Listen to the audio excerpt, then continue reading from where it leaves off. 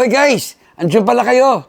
Alam nyo, bilang ama, madalas na iniisip ko ang kalusugan ng aking mga anak. Lumalabas kami ng mga anak ko kapag summer vacation at sinisigurado kong nakakapag-usap din kami na parang magkaibigan lang. Sama-sama kaming kumakain, natututo tungkol sa mga kanya-kanyang interes at sa kanilang mga pangarap. Madalas din kami mag-abroad ng aking mga anak. Saan-saan, katulad ng Japan, Korea, Amerika, at marami pang iba.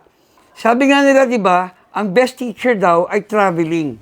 Kaya pag nag-iibang bansa kami, ay na-expose sila sa mga iba't ibang kultura at nagkakaroon ng mas maraming karanasan sa buhay.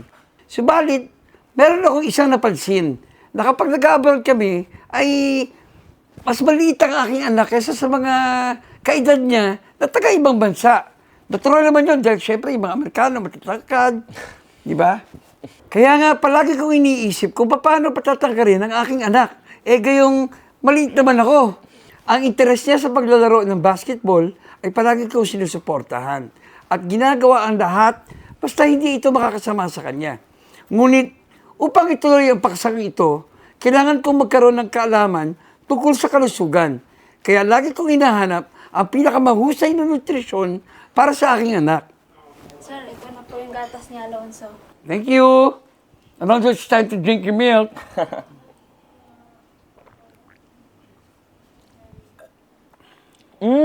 Masarap? Grabe pang sarap. Sabi sa'yo eh.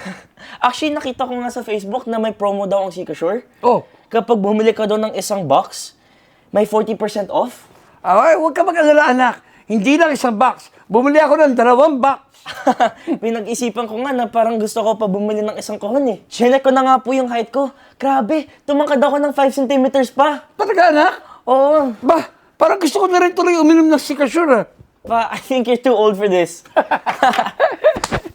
Pati nga anak ko talagang tumakad ka. Oo nga no. Galing ah. Pa, thanks sa Sikasure. Kasi sa Sikasure, sure na sure ang iyong pagtangkad. Sige nga, sukatin nga natin yung height mo ngayon. Okay pa. Pa, grabe ang laki ng tinakad mo ha. Wow! Tingnan mo oh, look how you've grown from 13 and a half up to 14 years old. Grabe That's pa. because of Sikasure.